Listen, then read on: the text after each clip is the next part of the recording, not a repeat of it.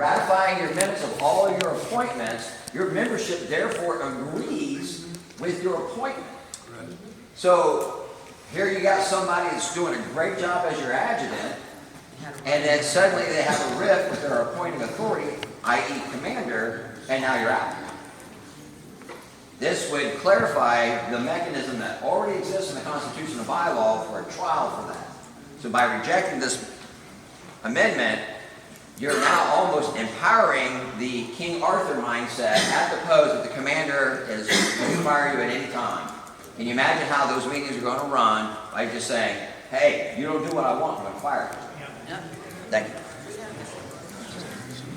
Very hard on post tonight to I understand the decisions to remove that authority from the commander at national district area. Those are political. But inside the post, this is a post-operation matter.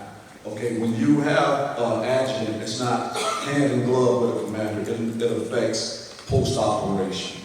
Next, someone brought it up that we should reflect this back to the bylaws and constitution of each post, because it is more of a business matter at that level of vice politics. I think at all these other levels is political, but in the post, it's very integral to post operations.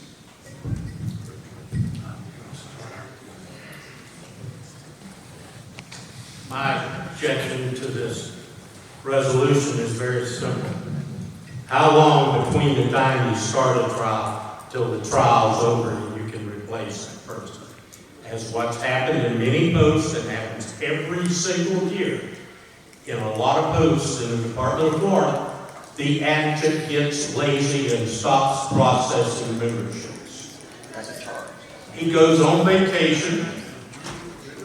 The commander steps up to fill in during the interim or the first vice, and they discover they've got 80 membership cards that are over 30 to 60 days old that have not been processed. Now we can't get rid of this adjutant because we have to take him to trial.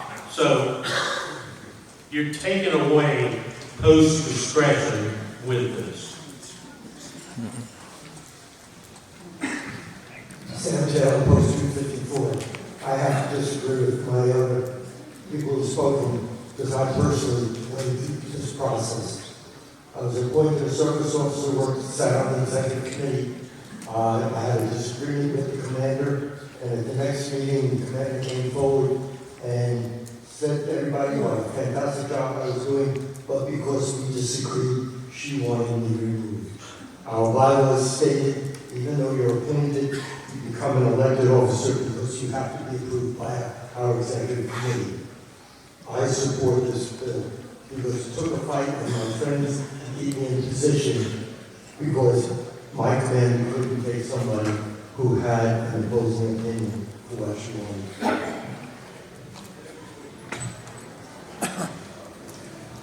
Shirley Douglas, I'm speaking as adjutant of Post 357.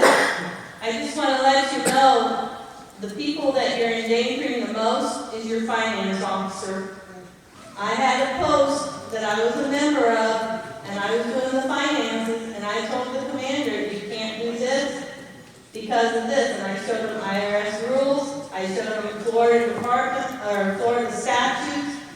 They removed me from that position, and then the post suffered, and they lost over $80,000. So you need to protect your finance officers and let them be able to speak and not let them get fired because they're trying to do their job. Thank you.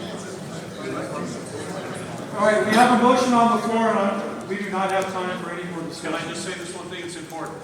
No, it's not. But it is.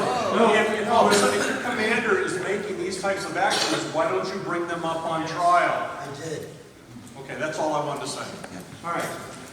We have a motion on the floor to reject the amendment to Article 10, Section 13. It has been duly moved and seconded, and we've had plenty of discussion. So, all those in favor, if you're saying you're in favor of rejecting this amendment, say aye. Aye. All those opposed? Nay. Okay, I need a count. favor of rejecting the proposed amendment, please raise your hand. And only if you have a black flag.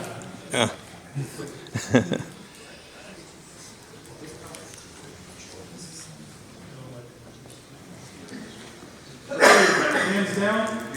All those opposed to rejecting the amendment.